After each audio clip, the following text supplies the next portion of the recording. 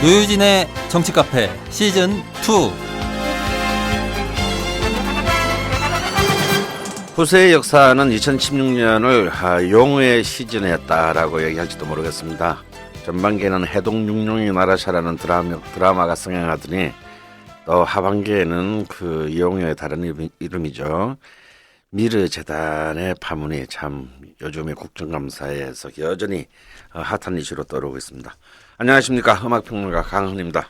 그리고 언론 전문가 양문석 박사, 강상구 정의당 전 대변인 나와 계십니다. 반갑습니다. 제가 웃음이 나와가지고 참느라고. 왜? 아니 원고에도 없는 멘트를 미리 준비하셨는데 처음 아니에요? 안 졸고 애들이 찾는데 왜 그래? 안녕하십니까, 양은석입니다.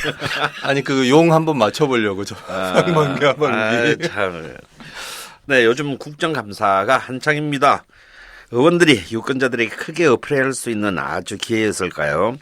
국감에 의욕적으로 참여하는 건 좋은데 몇몇 의원들이 무리수를 둬서 논란이 많습니다. 특히 새누리당 백승주는 국방위 국감에서 난데없이 김재동 씨 출석 요구서를 제출해서 논란이 됐고요. 참 인터넷에서 좀 굉장히 화제죠. 특히 또 지난주 화제가 또 아주 정말 실검 1위로 정말 거의 이틀 연속 올랐죠. 새누리당 이은재 의원. 이분은 교문위 국감에서 MS 오피스를 두고 황당한 질문을 했다는 또 논란에 휩싸였습니다. 참 코미디언들은 대체 뭘 먹고 살라고 의원들이 이러는 걸까요? 두 분은 어떻게 보십니까? 근데 우리가 사람을 웃길 때 진지하게 웃기는 게 가장 우습잖아요. 네. 그리고 본인은 그 예능이 아니고 리얼 다큐를 했는데 우리는 예능으로 보고 그 자지러져 버리면. 근데 이번에 김재동 씨 이야기가 참 재밌어요. 많은 언론들이 김재동 씨가 그 영창을 가지 않았다. 그럼에도 불구하고 더 많은 것을 폭로할 수 있을 것이다. 그리고 김재동 씨가 나를 불러놓고 그 감당할 수 있겠냐라고 하는 이야기를 했는데요. 사실상 김재동 씨 이야기를 어제 이야기를 들어보면 15일 미만은 기록에 남지 않는답니다. 그리고 본인은 갔다 왔다고 하면서 13일의 영창에 대해서 거짓말이 아니고 예능이 아니고 리얼 다큐다라고 명확하게 세기를 받고 이야기를 하는데, 제가 보기에는 참 당당한 모습들, 그 개념 있는 연예인으로서의 모습들이 보기가 참 좋았어요. 강은 선배는 그 부분에 대해서 약간 부정적인 시각을 갖고 있다면서요? 네, 뭐 꼭 부정적인 것은 아니고, 사실 이제 뭐 김재동 씨 말대로 뭐 웃자고 얘기한 건데 죽자고 덤비는 꼴이잖아요, 지금이. 근데 그냥 그대로 놔뒀으면 좀 좋았을 텐데, 즐겼으면 좋았을 텐데, 왜냐면 국민이 다 알고 있으니까. 우리나라 특히 군대 갔다 오신 분이라면, 김재동 씨가 뭐 진짜 군기 교육대건 영창에 갔다 오건 상관없이 그런 상황 자체가 뭐 너무나 만연하게 있었다는 것은 뭐 누구나 다 잘 알고 있지 않습니까?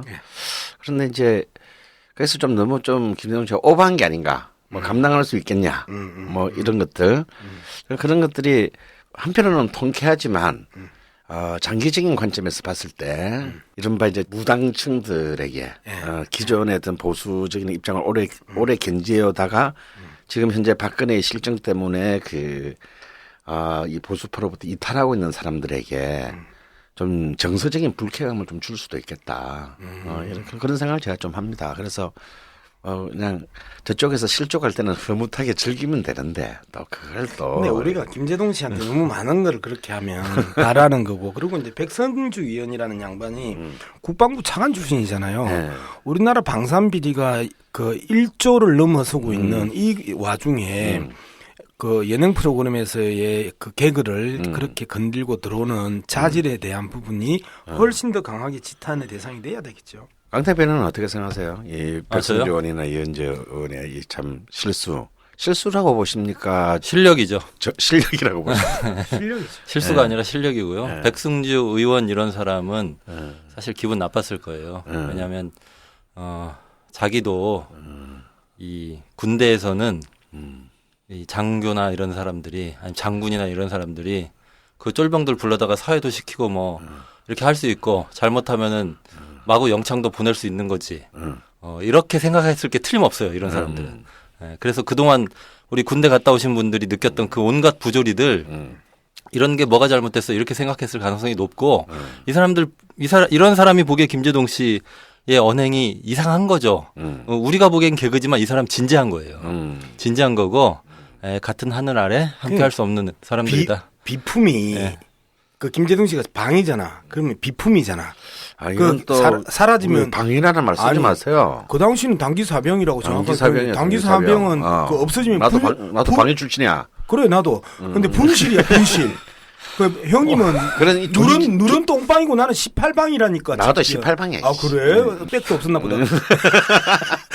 근데 분실 대상인 비품이 어디다 대고 군사령관 부인한테 아주머니라고 이야기를 했으니까 당연히 영창 가야지라고 생각하는 사람이 이러한 백승주고 그다음에 국방부 장관인 김관진이죠. 국방부 장관이 김관진 그 답변 태도가 저는 진짜 기분 나빴어요. 지금 국방부 장관은 저 한민구. 한민구가 기록에 없는지 거짓말 했던지 이렇게 표현을 한다. 알고 있었다는 거야. 지는 영창을 갔다는 걸 알고 있었고 그래서 기록에 없던지 거짓말 하든지라는 표현을 써요. 대부분은 기록이 없으면 거짓말 했다고 저는 생각합니다. 이렇게 답을 해야 되는데 기록에 없든지 거짓말 하든지라고 하면서 한민구는 이미 김제동이 영창을 갔다 온 걸 알고 있었음에도 불구하고 김제동이 증명할 수 있는 게 김제동이 발언밖에 없었으니까 그 부분에 대해서 김제동을 거짓말로 몰았던 이러한 그 맥락들이 또 읽히니까 정말 화가 나는 거죠. 이현재 의원은 어떻습니까? 자기 스스로 뭐 굉장히 그 해명을 길게 올렸는데 그게 또 더 웃긴다. 아니 그런데 해명을 했는데 그 해명에 이전에 그 영상을 보면 저도 봤어요. 마이크로소프트하고 MS하고가 동의인지 몰랐던 장면들이 확연히 드러나는 거잖아요. 그러면서 해명을 하면서 뭐 공정거래법 위반이니 공개 입찰의 문제로 끌고 가는 것은 나중에 보좌관이 제대로 정리를 해준 거고 현장에서 자기는 그 마이크로소프트하고 MS 오피스가 MS가 마이크로소프트의 약인지 몰랐던 거지. 어디 거짓말을 확 그냥. 아니 예전에 그런 일도 있었어요. 그 노무현 대통령 봉화마을 사저 그거 문제 제기하면서 이게 겉으로 보기에는 아담하고 이렇지만 실제로는 지하에 아방궁 같은 대형 시설이 있고 그런 걸 입증할 수 있는 증거가 있다. 그게 뭐냐? 이 어마어마한 컴퓨터 시스템이 있어가지고 그거 열 빼야 되잖아요. 그러니까 그 컴퓨터 펜 이게 보통 사람들이 안 쓰는 정말 거대한 펜이 밖으로 나와 있다 이렇게 주장했었어요. 이현재 의원이. 펜이라면 선풍기 이야기. 저 컴퓨터 뒤에 보면 바람 돌아가는 거 있잖아요. 근데 나중에 알고 보니까 그게 에어컨 실외기였대요. 그러니까 이은재 의원은 이런 분이에요. 그때 그분이 이분이에요? 네, 이분이에요. 새누리당에서 개그를 담당하고 계시죠. 그렇구나. 강남구 주민들이 개그를 굉장히 좋아하시나 봐요. 몸싸움에도 엄청나게 뛰어난 사람이고. 그때 또 뭐 이정희 의원인가를 패대기 친 사람이죠. 그렇죠. 그러니까 그런 역할을 하더라도 이 자신의 계급적 이익을 지켜주면 되는 거 아닙니까? 이런 사람이. 근데 저는 좀 생각이 다른데, 나는 이 두 분이 실력이라든가 뭐 진지한 실수라기보다는 이번에는 좀 산신성인이 아닌가 싶어요. 시선을 돌리기 위한. 왜냐면 두 건이 지금 이번 국감 일주일을 다. 그러네요. 그러면 다 화제를 몰고 가버렸어요, 사실. 그러면 1번 타자 이정현, 2번 타자 백승주, 3번 이은재. 완전 라인업이 타선이 절묘해요. 설득력 있네요. 아직까지 4분 타자는 줄줄이 대기하고 있네요. 좌타자, 우타자 번갈아 가면서 남자, 여자 막 이렇게 우리가 세 명이 다 코미디를 한 건 맞으니까. 그렇죠. 우리가 막 낄낄거리는 사이 국감의 시간은 흘러간다. 우리 방송 시간도 흘러가. 예. 네, 이런 와중에 이제 정작 알려져야 할 사실은 묻히고 있습니다. 미르재단, K스포츠재단 비리에 연루되고 딸의 그 대학 부정입학 의혹이 불거진 최순실 씨, 개명 최서원 씨, 이분의 국감 증인 채택이 현재까지는 불발되고 있습니다. 그래서 이제 최근 SNS는 재밌는 상황이 연출되고 있는데요. 정부의 최순실 가리기 작업을 막기 위해서 네티즌들이 SNS의 모든 글에 그런데 최순실은 물음표라는 해시태그 붙이기 운동을 붙이고 있대요. 정부는 이런 권력형 비리를 감추기 급급하고 시민들은 이를 밝혀내려야 하는 이런 현실이 참 오늘 지금 여기 대한민국의 현실입니다. 노유진의 시사 돋보기. 네, 지난주 시사 돋보기 1부에서는 이제 이 최순실 게이트에 대해서 우리 강대가 아주 깔끔하게 11개의 의문점으로 의문점을 조목조목 들여다본 적이 있죠. 따복. 근데 우리가 그런 와중에서 정말 참 양팔 껍질 까는 것도 아니고 또 계속 새로운 사실들이 지금 벌써 일주일 사이에 드러났고 그렇죠. 또 새로운 인물이 또 새로운 인물이 집중 부각되고 있죠. 예, 집중적으로 부각되고 있습니다. 사실 저랑 굉장히 친숙한 인물이에요. 친하다며요. 친하지는 않죠. 뭐 모르니까. 굉장히 우리도 친숙해요 그분하고. 나는 그 사람 알아요. 저는 뭐 그 사람이 나를 몰라서. 저는 이분의 존재를 한지 20년 되니까 뭐 좀 오래됐다고 할 수 있죠. 근데 저는 동명이인인 줄 알았어요. 20년 되셨어요? 그러면 최근에 이렇게 왜냐면 이 바닥에서는 뜨기 전부터. 그러면 최근에 그 민주당의 그 손혜원 의원이 뭐 듣보잡이라는 표현을 썼는데 그건 좀 그분이 잘못 쓰신 거고요. 일단 우리 그분 이름 얘기하고 말씀하시죠. 이름을 얘기 안 하네. 우리 그 축구 대표 선수 역대 축구 최은택. 선수 중에서도 이제 그 유명하신 이름들이 많이 섞여 있어요. 그 차범근 감독, 이회택 감독, 뭐 최은택, 뭐 이게 쫙 섞여가지고 차은택이라는 분이 어이가 없습니다. 완전히 새롭게 이제 이제 뭐 이 게이트를 뭐 차은택 게이트라고 불러야 된다. 뭐 이런 말이 나올 정도로 이 미르 K스포츠 이 의혹에 대해서 부상하고 있습니다. 그래서 오늘은 주로 이제 우리 양박의 주도로 이 차은택이라는 인물이 과연 이 국민에서 왜 이렇게 중요한 고리가 되었는가? 도대체 차은택은 누구인가? 이 부분을 좀 집중적으로 좀 조명해보는 시간을 갖도록 하겠습니다. 예, 실질적으로 최순실, 차은택, 안종범이 주도하고 형식적으로 정경련이 설립한 미르재단과 K스포츠재단. 새누리당은 의혹만 있고 증거는 없다. 근거 없는 정치 공세다라고 계속 이야기를 하면서 이 정인 채택을 계속해서 무산시켜 왔었잖아요. 그럼 과연 근거 없는 정치 공세 맞나? 여기에 대해서 오늘 결정적인 이 녹취록이 하나가 나왔어요. 맞아요. 결정적인 거 나왔어요. 우리 경제인 단체들끼리 친해야 되는데 약간 삑살이 났어요. 지금. 우리나라의 양대 경제 단체라고 하면 정경련하고 뭐예요? 경총. 경총 회장이 강한 분노를 표현을 했다는 거 아니에요. 그럼 정경련하고 경총은 다른 겁니까? 또 왜 이래? 그럼 한국노총하고 민주노총하고 같아요? 왜 그거는 다른 건 아는데 자본가도 좌파우파가 있나? 근데 이제 그 정경련 같은 경우에는 대기업 중심의 이 경영자 그 사용자 단체면 경총은 중소기업뿐만 아니고 총망라한 그래서 총연합회잖아요. 한국 경영자 총연합회인데 여기에서 오늘 한겨레신문에서 아주 재미있는 기사를 하나 보여주는데요. 문화진흥기금을 조성관리 운용하는 주체가 한국문화예술위원회라고 있습니다. 문예위 잘 아시죠? 잘 알죠. 이 문예위에서 지난 11월 6일 날에 문예위 회의에서 나온 내용인데요. 경총 회장인 박병은 씨가 문예위 그 위원이라네요. 이 박병은 의원이 미르재단 강제모금 비판 발언을 했다는 거 아니에요. 그래서 경총은 전국경영연합회, 대한상공회의소 등과 함께 재계 이익을 대변하고 있는 대정부 압력단체 구실하는 경제 5단체 중에 하나고 그리고 양대단체라고 하면 정경련과 경총을 꽂을 수 있는데 지난 11월 6일 날 문회의 회의 오후 5시 합니다. 작년에 이명박 정권 당시에 방송통신심의위원장을 지낸 서울대 교수 출신 박명진 씨가 그 위원장인데요. 위원 8명이 참석한 가운데 이 회의를 했어요. 근데 이제 박병은 경총 회장이 한 포스코 이사회, 이 사람이 또 포스코 이사까지 하대. 포스코 이사회 지금도 사회 이사라는데. 포스코 이사회에 참석했다가 1시간쯤 늦은 저녁 6시에 5시에 회의했는데 1시간쯤 늦은 6시 정도 회의를 합류해 가지고 엄청난 분노를 표현했어요. 뭐라 했는데요?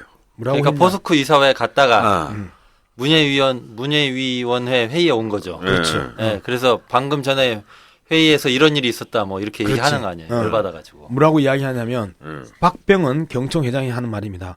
오늘 포스코 이사회에서 기막힌 일이 있었다. 국제문화예술교류를 위한 재단을 새로 만든다는데 포스코에서 30억을 내겠다고 한다. 이미 미르라는 재단 법인을 만들었고 정경련을 통해서 대기업의 발목을 비틀어서 450억에서 460억을 내는 것으로 굴러가는 것 같다.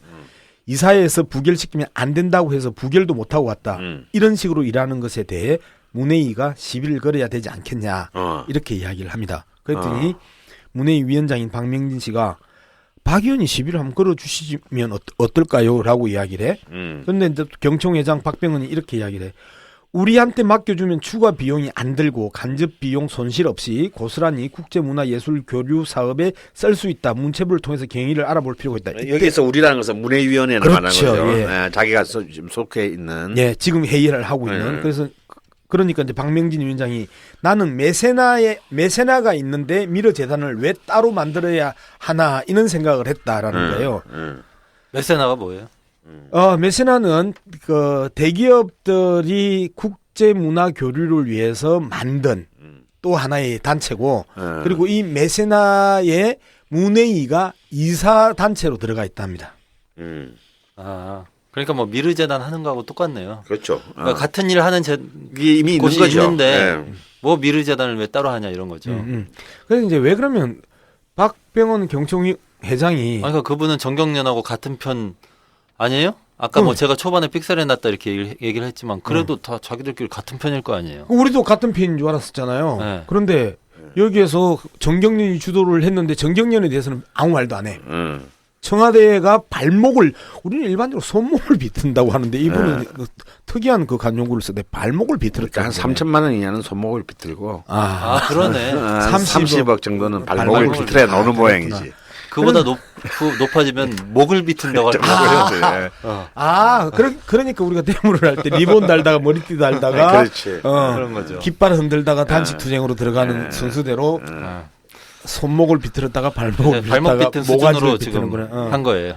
그 이제 분노를 좀 했네요. 한 두 가지의 그 의미를 부여를 하는데 정부가 정경련을 창구 삼아 대기업으로부터 강압적으로 기금을 걷어들인 것에 대해서 사용자 단체 대표로서 분노를 표현한 게 하나가 있고 두 번째가 미르재단의 그 사업 영역이 기존 문회위의 업무와 중복돼 발생하는 비효율 낭비에 대한 우려를 표현했다. 이거 우리가 좀 이 두 가지를 내가 분석한 게 아니고 한겨레가 이렇게 분석을 해서 왜 박병원 경총 회장이 미르재단 설립에 대해서 저렇게 분노하고 있을까에 대해서 이 두 가지를 이야기했는데 첫 번째 거는 상당히 사용자 단체 대표로서 기금을 거뒀다라는 부분에서 분노를 했다. 이거는 좀 설명이 있는데 비효율과 낭비에 대해서 두 번째 분석은 좀 한겨레가 내가 한 거 아니다. 박병원 경총 회장을 굉장히 좋게 봤어요. 뭐 이런 걸 걱정할까 그분들이? 그래서 근데 포스코 이사회에서 반대도 못하게 했다고 그랬다면서요? 일방적으로 통과시켜야 된다. 가장 기업인 입장에서 또 지금 때가 어느인데 또 기업들한테 일종의 뭐 강제성을 지닌 모금이잖아요. 돈 내놔 이거 아니에요. 일단 그래서 자존심이 또 상했을 수 있고 두 번째 이분도 어쨌거나 아니 이걸 이미 정부 공식 기관의 하나로 문예위원회에서 하는 사업인데 이미 그렇지. 예산을 갖다가 몇십억씩 받아서 하고 있는데 뭘 또 바깥에서 만들어 가지고 그래 하냐. 그래서 이제 굉장히 이거는 너무 불합리하기도 하고 중복 투자이기도 하다라는 관점. 그러니까 문회위에서 하는 일을 좀 정리를 해보면 한국예술국제교류 지원, 국제교류 플랫폼 협력 지원, 해외 레지던스 프로그램 지원 등 6개 분야의 국제교류 사업을 진행하고 있고 올해 예산만 29억이랍니다. 그런데 이게 미르재단하고 사업 목적이 똑같거든요. 예산은 돈은 차이 나네요. 아니죠.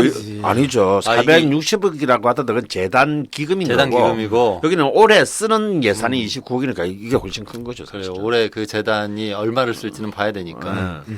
근데 이제 박병원 경총 회장이 좀 열받을 수 있어요. 왜 그러냐면 김진태 최근에 그 국민의당 박지원 대표를 해서 눈이 삐뚤어졌다 뭐 이런 식으로 해가지고 장애인 단체로부터 집중 포기를 옛날부터 칠라전 그 사람은 정말 나쁜 사람. 정말 나쁜 사람이고 아주 나쁜 사람이에요. 그다음에 그 송희영 주필 폭로하면서 그 소스를 발표하지 않아서 문제가 됐던 사람도 김진태고 그 김진태가 했던 이야기가 있잖아요. 8, 9천억을 그동안 거두었는데 뭐 한 774억 정도 거뒀다고 이렇게 호들갑을 떠냐 이런 이야기를 했거든.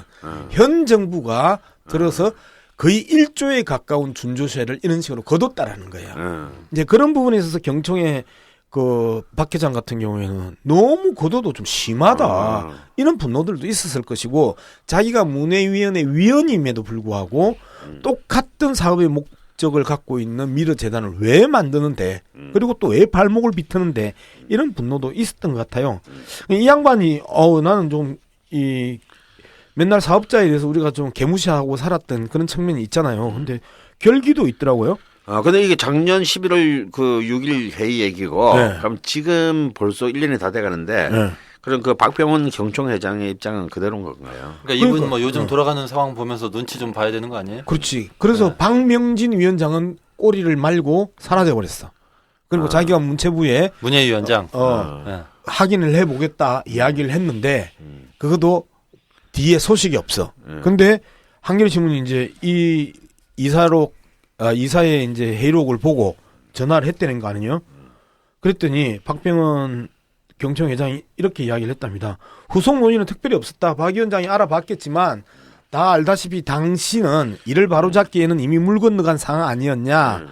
포스코 이사의 미르재단 출연 결정과 관련해서 포스코만의 문제라고 보지 않는다 하면서 이제 또 포스코를 한번 살짝 쉴드 치고 실드 한번 쳐주고 함에도 불구하고 국제 교류가 시급했으면 정부가 문해진흥기금에서 출연해 사업을 추진해도 될 일을 굳이 따로 재단을 만든 게 점점점 하면서 정상이 아니다 이거는 하는 입장을 처리하지 않고 견지하고 있다라는 측면에서 본다면 이 사람은 곧 경총 회장이 잘리지 않을까 이런. 그렇다면 어쨌거나 간에 뭐 그냥 지나가는 행인 일도 아니고 그래도 한 나라의 경제 그렇죠. 5단체장 중에 한 사람이 네. 실제로 자기가 참석을 해서 들었고 그런 입장을 갖다가 표명했다는 것 자체가 이미 명백한 증거인데 증거이고 근거죠.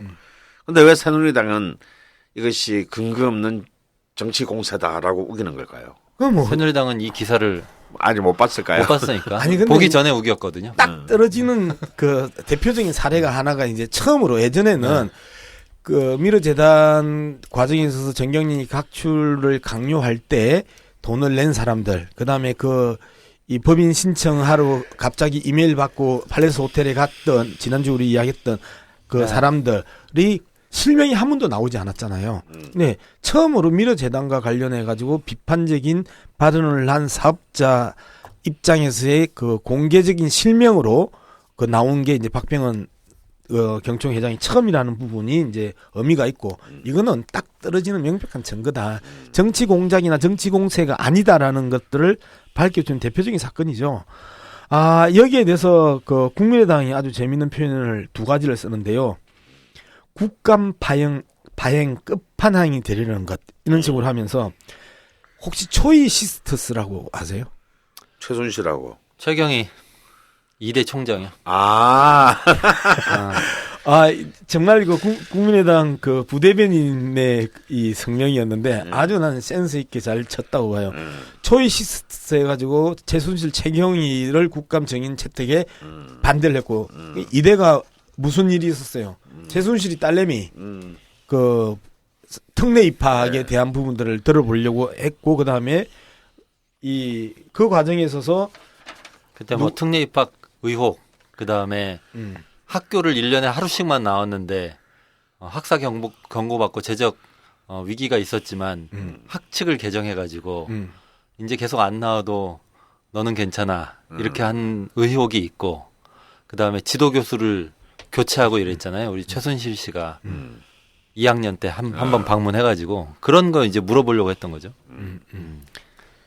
이거 재밌네요. 새누리당이 지켜야 할 건 초이시스트즈가 아니라 국민이다.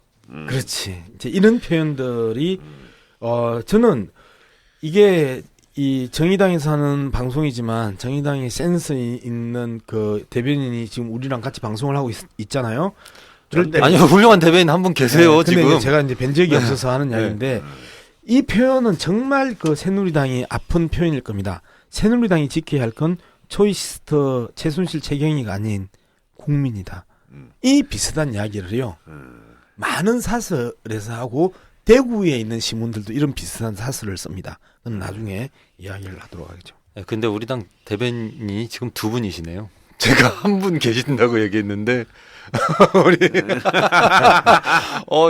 이러고 넘어가면 대변인 두 분이 강상구가 얘기한 한 분이 난가? 이렇게 고민하실 것 같아요. 당 대변인 당 대변인 두 분 계세요. 대변인. 아니요, 당 대변인 두 분 계시고 원내 대변인 따로 계시고 이렇게. 최혜선 의원이 당 대변인이세요. 양 박사님하고 친하잖아요. 원내 대변인이 아니고 원내 대변인은 김정대 의원이 원내 대변인이세요. 근데 아무튼 국회 교문위 에서 증인 채택이 받아들여지지 않은 걸로 봐야 되는 거 아니에요, 지금 결과적으로는? 그거는 강대가 안건 조정위를 설명해 주면 되는 거잖아. 안건 이게 조정. 뭐예요? 안건 조정. 아니 이게 그러니까 국회 선진화법에 여러 가지가 있어요, 내용이. 그러니까 국회법인데 그걸 국회 선진화법이라고 부르잖아요. 그리고 국회법 안에는 쟁점 법안은 본회의 가더라도 5분의 3 이상이 찬성해야 통과다 이런 게 있고, 근데 이제 그 선진화법 가운데는 그 위원회들 있죠, 위원회들. 이런 데서 상임위. 네, 상임위원회. 네, 이런 데서 논란이 될 경우에는 이거는 안건 조정 위원회를 열어서 거기서 조정하자. 이렇게 할 수 있는 거예요. 3분의 1인가가 찬성하면 아마 만들 수 있을 거예요. 요구로. 근데, 3분의 1 요구로. 그렇게 하면 안건 조정을 한 90일 동안 하는 거예요. 그럼 국감 정의는 국감은 30일이에요. 그러니까 국감 끝나고 조정하는 거지. 그럼 하지 말자는 얘기죠. 그게 무슨 선진화법이에요? 그러니까 이제 왜 저한테 따지시는 거 아니죠? 그건 아니에요. 네, 제 잘못은 아니에요. 아니 왜 이기는? 근데 안건 조정 원래 왜 90일 하자고 그랬냐면 원래 국회 선진화법을 만들었던 진짜 취지는 다수당이 지 맘대로 다 해먹지 말자 이런 거였어요. 아니 다수당이 총선에서 잘해갖고 총선 전에 잘하고 총선에서 잘했으니까 다수당 된 건데 왜 다수당이 맘대로 못하는 거냐. 대한민국이 소선거구제잖아요. 그래서 얻은 득표보다 당선자 수가 훨씬 많아. 그렇지. 네, 새누리당 같은데 예전에는 부산 같은 데서 득표는 한 60% 뭐 이렇게 했는데 당선자는 석권하잖아요. 그러니까 소선거구제 하에서는 비록 다수당이지만 실제로 국민들의 지지율을 정확히 반영해서 다수당이 된 게 아니기 때문에 그걸 니들 마음대로 그렇게 칼 휘두르면 안 되고 의논을 충실히 하자. 그래서 쟁점 법안 같은 경우에는 5분의 3 이상 찬성.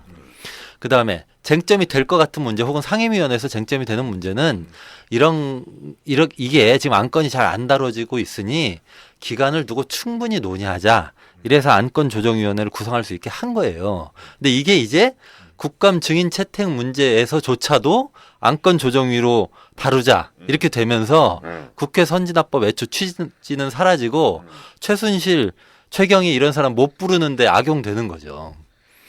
그런 거예요. 야 정말 새누리당이 최선을 다하는 거예요. 정말 새누리당, 대통령과 진짜. 최순실, 최경희 그리고 지금 오늘의 주제인 차은택 이런 사람들을 지키기 위한 노력이 정말 감동적이네요. 눈물 없이는 볼 수가 없다니까요. 완전 이 거의 이 지금 현 20대 새누리당 국회는 거의 그 여왕의 호위무사로서의 정말 지금 그 역할을 충분히 하고 있는 것 같은데요. 이거에 대해서 우리는 어떻게 생각합니까, 사람들? 정말 그 방금 이야기했던 것처럼 새누리당의 눈물겨운 여왕 호위 무사질에 대해서 한국갤럽이 재밌는 조사를 하나 내놨습니다. 지난 4일부터 6일까지 한국갤럽 여론조사 결과 박근혜 대통령의 국정수행 긍정평가가 29%로 취임 이후에 최저치를 기록했습니다. 부정적 평가는 50%. 메르스 때보다도 낮아요. 그때하고 똑같습니다. 연말 정산 논란이 있었잖아요. 2015년 작년 1월달. 메르스 때하고 똑같으면 지금 대한민국에 질병이 막 돌고 있는 거네요. 그렇지. 지금 그 전염병이 창궐하고 있는데 그러니까. 작년 1월 말 그 1월 넷째 주하고 2월 첫째 주에 29% 한국갤럽에서 찍었습니다. 네. 그다음에 메르스 사태가 있었던 작년 6월 셋째 주에 29%를 찍고 그다음에 4.13 총선 직후인 올해 4월 셋째 주에도 29%를 찍고 그다음에 이번에 29%를 찍었습니다. 야, 그러니까 마에 한 번, 29%네. 두 번, 세 번, 네 번, 다섯 번째 29%를 찍었던 거죠. 왜 그러냐면 이거는 그 박근혜 정부한테 상당히 충격적입니다. 지난 그 10월 1일 날 국군의 날에 대북 공세를 세게 했단 말이에요. 네. 탈북 권유를 할 정도로 사실상 뭐 국민의당 박지원 대표 같은 경우는 선전포고를 하는 느낌이었다라고 할 정도의 강하게 했으면 이 지지도가 그 대북 문제를 건드렸으면 치고 올라가줘야 되거든. 현재는 해외 순방을 해도 이제는 지지율이 안 올라가.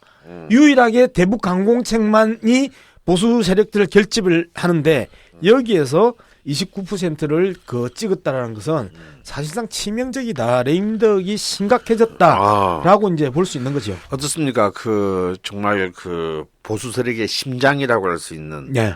박근혜의 텃밭. 텃밭에서도요. 대구. 대구에서도 29% 전국 평균 29%가 나왔는데 네. 대구에서 35%밖에 안 나왔어요. 오. 불과 6% 포인트 정도가 전국 평균보다 높을 뿐이에요. 그다음에 또 하나의 제2의 텃밭이잖아요. 부울경, 부산, 울산, 경남은 33%밖에 안 나왔어. 4% 포인트 정도 높을 뿐이야. 이 부산 출신에서 그건 좀 섭섭한데. 그러니까 텃밭에서 심각한 민심 왜 씁쓸해요? 2%밖에 차이가 안 나잖아요. 그 압도적이어야 되는데. 전국 평균 정도는 가져야지. 아, 불경 분발합시다. 그렇죠. 분발해가지고 평균에 맞춥시다. 아이씨, 우리 엄마 아버지부터 내가 어떻게 해야 되는데. 아니 그 저기 지진도 나고 막 태풍도 불고 이러는데 그러게. 전국 이게- 평균에 맞춰 주셔야죠. 예. 내가 뭐라고 이야기해야 되지 이 시점에서. 야, 그런데요. 아까 말씀하셨던 보수 세력의 심장인 대구 여론에서 대구 신문사설입니다. 예. 제목이 핵심 정인마다 출석 봉쇄하는 국정감사. 이렇게 제목을 치고 갑니다. 자, 간단하게 제가 한 읽어드릴까요? 그 우리 오늘 뭐 나레이터 있는데 제가 읽어도 뭐 될지 모르겠는데. 예, 읽으십시오. 야권이 미러 특검까지 거론하며 미러 K스포츠 재단 논란의 중심인 최순실 씨와 차은택 감독의 정인 채택 요구를 했지만 새누리당의 강력 저지로 정인 채택이 무산되는 등 국감 정인 그 핵심 정인들이 계속 빠지고 있다. 그 다음에 미방위에서는 청와대의 세월호 참사 관련 보도 개입 의혹이 쟁점이 됐지만 여야 간 이견이 첨예하게 맞서 김한영 전 KBS 사장 등 관계자들을 정인으로 채택하지 못하고 있다 하면서 결론을 어떻게 내느냐 하면요. 정말 이게 경향신문이나 한겨레신문이 아닙니다. 보수의 심장 대구에서 발행되는 일간지 대구신문에서 썼던 사설이에요. 야당의 정인 채택 요구에 정치 공세성 의도가 전무하다고 보기는 어렵다. 하지만 청와대가 관련된 사안이라고 해서 무조건 채택을 무산시키려고 하는 여당의 자세는 의욕만 더 부풀릴 따름이다. 이제부터라도 여야가 소모적인 정쟁에 매달리는 대신 합리적 수준에서 정인 채택에 합의하기를 촉구한다. 국정감사장에서 최소한의 국민적 의혹이라도 다룰 수 있어야 된다. 이렇게 지금 그 정인 채택에 대해서 그 초이스트서 그다음에 차은택 그다음에 김한영 전 KBS 사장 그다음에 이정현 새누리당 당시 민정수석 그 홍보수석 이런 사람들을 채택하지 못하고 있고 우병우 민정수석마저도 채택하지 못하고 있는 부분에 있어서 새누리당이 무조건 실드를 치고 막고 있다라는 부분에 대해서 대구에서 발행되는 일간지의 사설이 강하게 질타하고 있다는 것은 이미 대구의 민심이 전국 평균의 대통령 지지율이 평균 29%인데 대구 경북에서 35% 평균보다 불과 6%포인트밖에 높지 않은 이유들이 언론에서부터 이 사람들 오피니언 리더들이잖아요. 이 오피니언 리더 집단에서부터 강하게 새누리당과 대통령에 대한 불만이 터져나오고 있고 분출되고 있다는 것들을 보여주는 하나의 상징적인 사건이죠. 예, 그러네요. 근데 여기서 강대한테 좀 물어보고 싶은 게 있어요. 우리 저한테요? 우리 20대 물어보세요. 총선에서 여소다가 되고 난 뒤에 네. 뭐 세월호 특조위 문제 뭐부터 시작해서 여야 3당이 뭐 힘을 합치지 못하는 모습을 쭉 많이 보여줬잖아요. 야 3당. 야 3당이. 네. 근데 그래서 뭐 제대로 정말 열소해야 돼라는 그런 또 정말 참 오랜만에 그 장을 열어줬음에도 불구하고 근데 이런 국정감사에마저도 정말 이렇게 이 증인의 에이스급 증인 한 명도 못 세우는 야대 정당 무슨 의미가 있나요? 새누리당이 선방하고 있는 거죠. 새누리당이 잘하는 거다. 새누리당이 굉장히 잘하는 거예요. 소여로서 아니 그러니까 예를 들어서 뭐 전부 다는 아니더라도 방금 쭉 읽은 진짜 핵심적인 증인 있잖아요. 좀 예의상 한두 명 정도는 올려줘야 되는 게 예의 아닌가? 아니 그러니까 뭐 지금 사실은 백남기 돌아가신 백남기 농민 특검 문제도 있고 그 다음에 지금은 안타깝게도 거의 이슈의 핵심이 아닌 세월호 문제도 있고 특조위 활동이 이제 끝나버렸잖아요. 문제는 우병우의 이름은 나오지도 않아. 예, 지난주 방송에서 우리가 우리 우병우 민정수석을 잠깐 챙겼죠. 네, 챙겼죠. 네, 근데 이제 그런 중요한 건들이 있긴 한데 아까 말씀드렸던 대로 기본적으로는 핵심 증인이라고 하는 사람이 정말 핵심 중에 핵심인 거예요. 제가 보기에는 새누리당은 필사적으로 막을 수밖에 없고 근데 그런 상황에서 국회 선진화법이 이런 방식으로 악용되고 있고 이런 거고요. 저는 이 문제를 국회에서 어떤 방식으로 풀어야 될 것인가와 관련해서 고민이 더 필요하다고 보고 다만 앞으로 국정감사 일정이 좀 남아 있어요. 그래서 최순실 최경희 총장은 교문위 국정감사에서 증인 출석을 못하게 돼서 어떨지 모르겠는데 차은택 이런 사람들 부를 기회가 더 있거든요. 네, 그리고 국회 운영위원회를 하기 때문에 청와대 국정감사 일정이 있습니다. 앞으로 한 열흘 동안 좀 더 이 힘을 모아가지고 밀어붙여야 되지 않을까 싶어요. 저는 정치 공세해야 된다고 생각해요. 이럴 때 정치 공세해야죠. 언제? 전술적으로 우병우하고 차은택, 최경희 정도는 바꿀 가능성이 있어요. 강하게 정무위에서 그 우병우를 증인 채택으로 몰아붙이면서 좋다 그럼 우병우 양보할게. 최순실은 너가 죽어도 안 된다 하니까 차은택이나 최경희 정도는 총알바지로 쓸 수 있지 않냐라는 이런 전술적인 그 가능성은 여전히 남아 있음에도 불구하고 대구신문에서 이야기했던 것처럼 여당의 현재의 자세는 의욕만 더 부풀 따릅니다. 근데 정말 이 사람들이 전술도 없고 전략도 없는 게 차은택이나 최경희 정도는 총알바지로 내세워야 그리고 국회에 나온다고 해서 정확하게 뭔가를 따내거나 밝혀낼 수 있는 가능성은 별로 없거든요. 국정감사에서 국회의원들이 조사나 그다음에 정부기관이 아닌 이상에 계속해서 말의 실수를 기대하는 그 정도 수준에서 계속 질의응답을 치고 가고 그다음에 길어야 보통 7분을 한 3번 정도 한단 말이에요. 밤 12시까지 하면. 그러면 7분을 3번 정도 하는데 7분 한 국회의원이 합해서 21분 정도를 정인에게 질의를 할 수 있는데 그 21분을 가지고 뭐를 밝혀내겠냐고. 그러면 새누리당이 이 부분에 대해서는 일정하게 그 총알바지를 내세워가지고 관심을 좀 희석시킬 수 있는 그런 전략을 구사할 법한데 온몸으로 막고 있는 거는 심각하게 뭔가 있다라는.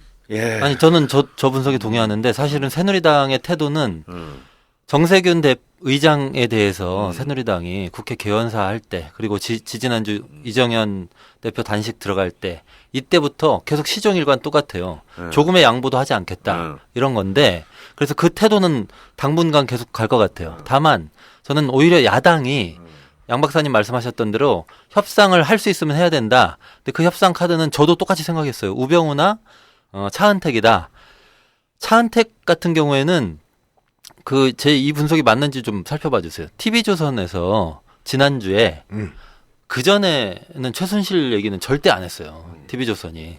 근데 지난주부터 TV조선이 차은택 관련한 기사는 조금씩 다시 내보내고 있어요. 그래서 그전하고 입장이 달라졌어요. 차은택이 이 상황 전체에서 차지하는 위치가 어딘지를 대충 추정해 볼 수 있는 여기까지는 도마뱀입니다. 네, 태도고요. 그다음에 또 하나는 우병우를 그동안 못 잘랐던 것이 예를 들어서 미르 재단이나 K스포츠 재단 설립 과정의 문제나 이런 거를 우병우가 다 알고 있기 때문에 우병우를 잘라내면 청와대로서 부담스럽잖아요. 우병우가 나가서 무슨 얘기할 줄 알아요. 근데 우병우가 아는 게 지금 웬만큼 드러났다고 만약에 치면 그래서 우병우를 자른다고 해서 특별히 더 나올 얘기가 없다. 라고 판단하면 저는 우병우 자를 수도 있다고 봐요. 그 점을 감안하고 야당이 협상할 수도 있겠다. 뭐 이런 생각 정도는 들더라고요. 네, 그러면은 이제 지금 우리가 오늘 차은택이라는 새로운 뉴페이스의 그렇죠. 원래는 이분 집중 분석이었죠. 이 지금 배경을 좀 너무 많이 짚어봤는데요. 아주 바로 그냥 단순 명쾌하게 들어가 보죠. 네. 자, 이번에는 이제 축구 감독도 아니고, 예. 그거 아까 안 통했다니까요. 안 통했어? 네. 미안해요. 광고 감독. 통했어요. 네. 그 뮤직비디오 저 개인적으로는 이제 뮤직비디오 감독으로서 훨씬 더 이분은 이름 알게 됐죠. 이 차은택이라는 인물은 너무 굉장히 그 1급에 준하는 높은 감투도 쓰셨죠. 박근혜 정부 들어와가지고. 그렇죠. 자, 차은택은 누구입니까? 1969년 12월생으로 흰문고등학교를 졸업하고 학부는 알려지지 않고 대학은 2개가 홍대 나서 홍대. 홍대 나왔습니다. 그래요?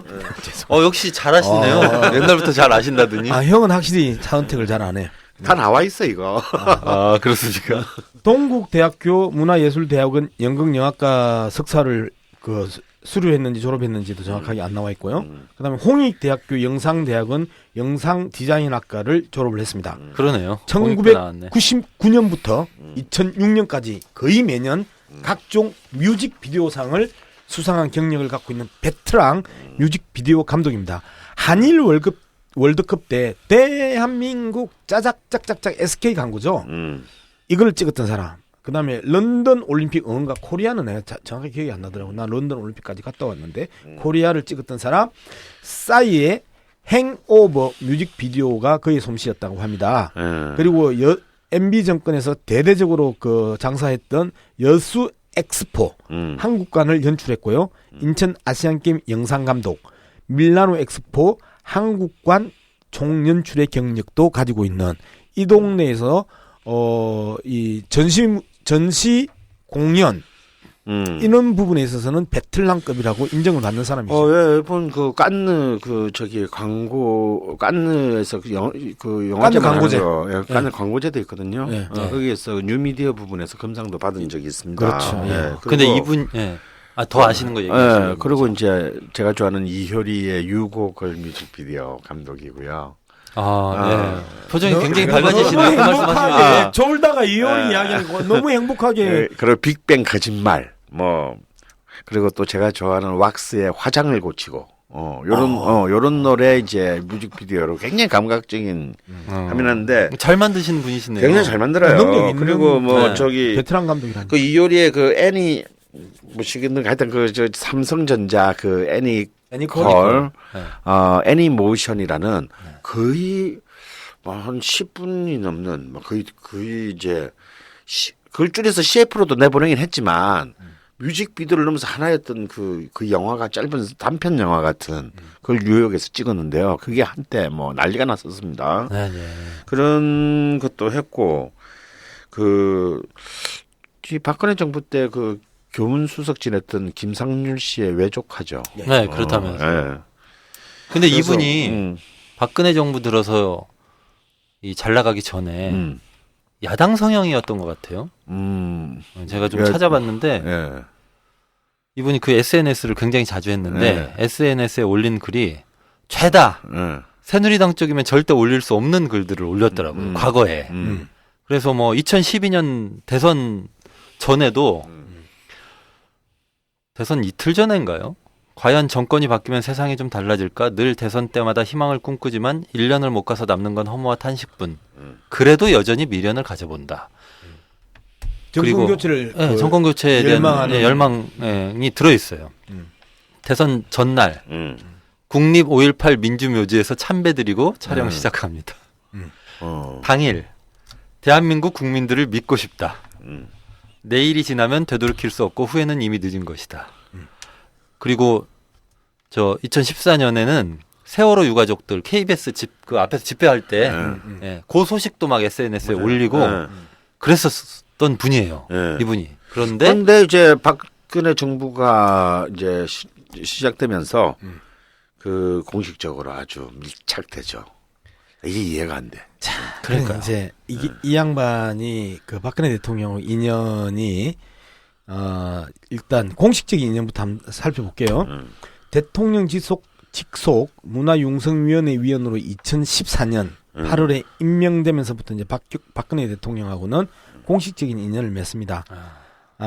그는 현 정부에서 인천 아시안게임 영상감독, 밀라노 엑스포 전시관 영상감독, 창조경제 추진단장을 역임을 하잖아요. 2014년 8월 문화융성위원이 되기 전에 최순실, 드디어 이제 여기서 핵심 그 보이지 이제 덜킨 손이 나오죠. 그렇죠. 보이는 손. 보이지 않는 손이 아니고 덜킨 손이 나오는데 최순실을 통해 인연을 맺었다는 이야기가 돌았고 최순실이 이제 차은택과 박근혜를 연결시켰다. 2014년 8월에 문화융성위원이 되기 전에 이미 그 전에 최순실을 통해서 인연을 맺었다는 이야기가 돌았고 조응천 민주당 의원이 이 두 사람의 관계를 최초로 폭로를 합니다. 대통령 민정수석실 비서관이었잖아요. 조응천 씨가. 지난 9월 20일 정치 분야 대정부 질문에서 차 감독과 최 씨가 각별한 사이라고 주장을 해요.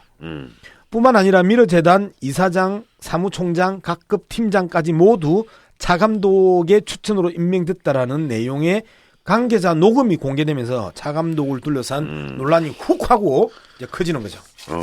자 그러면은 뭐 갑자기 이렇게 그런 차 감독이 차은택 감독이 인맥도 아주 탄탄하고 그죠? 이런 거 다 자기 인맥으로 채울 정도면 그리고 또 그러면 박근혜 대통령의 개별적 신임이 굉장히 각별했다라고 봐야 되는 거죠. 우리가 본 적은 없는데 TV조선이 7월 29일 날 보도를 합니다.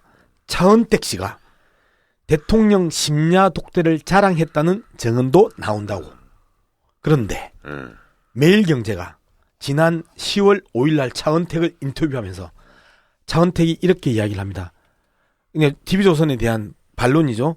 대통령 심야 독대를 자랑했다는 증언이 나온다라는 이제 보도 이후에 이제 매일경제가 물어봤을 거 아니에요. 니 진짜 친하냐? 그리고 밤에도 보냐? 밤마다 최순실하고 같이 들어가서 보냐? 이제 이렇게 물어봤을 거 아닌가 봐. 이렇게 대답을 합니다. 한 번도 독대한 적이 없다. 몇 번의 행사 때 먼 발치에서 뵌 것이 전부다. 요거는 이제 10월 5일 날 10월 5일 날 며칠 지난주고. 진술이 이제 나누어지는 거지. 박근혜 대통령에 대한 상반된 진술이잖아요. TV조선은 심야에 해동을 하고 독대를 하는 관계. 매일경제에서 차은택은 먼 발치에서 뵌 것이 전부다라고 대답을 하는 거죠. 재밌지 않아요? 그럼 어떤 게 진실일까?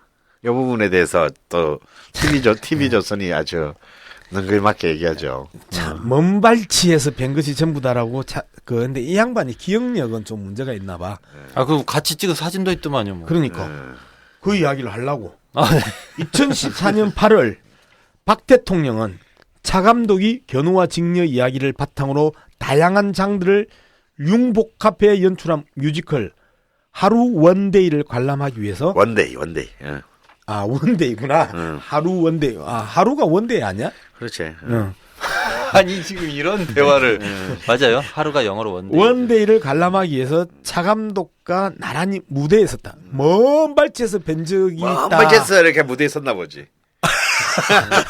근데 사진에 먼 발치에 있으면 한 프레임 안에 두 사람이 같이 들어오나? 안 들어오지. 그러니까 아주 뛰어난 그 카메라가 아니면 그거 잡기 힘들 텐데. 그다음에 이분이 또 차 감독이 깊숙이 관여한 늘품 체조 시연에 나서거나 문화창조벤처단지 개소식에서 차 감독으로부터 직접 보고를 듣는 등 먼 발치가 아니라 가까운 거리에서 차 감독의 활동에 관심을 보입니다. 이 양반 재밌는 사람인데 평소 실내에서 모자를 절대 안 벗는다네요. 네, 감독들 좋아하는 사람이 있어요. 예, 근데 대통령 앞에서는 반드시 모자를 벗었다고 지인들이 전하면서. 당연히 벗어야지. 그 어린 놈이. 지인들이 전하면서 그 지인들이 정언하는 게 차은택 감독이 문화융성위원 시절 대통령과 한 달에 한 번 회의를 한다고 자랑하고 다녔다고 이야기를 합니다. 이제 이 내용이 이제 두 가지가 나오죠. TV조선 같은 경우에는 심야 독대를 한다는 증언이 나왔고 또 여기에서는 한 달에 한 번 회의를 같이 한다는 그 자랑하고 다녔다는 증언이 나오는 거죠. 근데 지난번 방송에서 우리가 얘기를 나눴지만 여기서 특검을 해야 될 이유가 하나 나와요. 궁금한 게 이런 거죠. 차은택은 도대체 왜 어떤 이유로 최순실과 함께 청와대를 들어갈 수 있었는가? 최순실은 차은택을 굉장히 챙기는 거잖아요. 그렇죠. 예. 왜 챙겨요? 그게 밝혀진 게 하나도 없어요. 챙길 수 있죠. 재능이 있다고 보여지면 이런 분들이 재능이 창조 경제를 이제 꿈꾸시는 우리 대통령님의 적임자다. 일익을 담당해 주기를 기대하는 최순실의 충정일 수 있죠. 저는 그것도 모르고. 그런데 어쨌거나 최순실하고 차은택하고 도대체 무슨 너무 사이야? 의심하지 마. 의심을. 그런 생각을 했어요. 무슨 사이인지. 그러니까 이제 이거 밝혀야 되는데 이거는 뭐 국정감사로는 도저히 밝혀질 사안이 아니야. 자, 근데 대통령이 지금 본질은 그것보다는 한 발짝 지나서 보니까 뭐 차은택 그럴 수 있어요.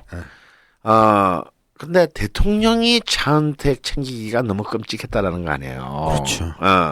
심지어는 위인 설관, 사람에 맞춰 관직까지를 만들었다면서. 예. 이제 어제죠. 지난 9일이 어제 오늘 10일 아니야? 오늘 10일이에요. 그러니까 어제 더불어민주당 조성내 의원실에서 이제 그 밝힌 내용인데요. 정부가 문학의 황태자로 불리는 차은택 씨를 국정기조를 대표하는 창조경제추진단 단장에 임명하기 위해 대통령령까지 고쳐가며 위인설관을 했다는 의혹을 제기를 했어요. 방금 그 말씀하셨던 것처럼. 박근혜 대통령은 지난해 그러니까 2015년이죠. 2월 11일 날 이제 날짜가 중요합니다. 2월 11일 날 차 씨가 핵심 역할을 맡은 문화창조융합벨트 출범식에서 창조경제와 국민 소통의 새로운 패러다임이라고 축히 씌워줍니다. 문화창조융합벨트 자체가.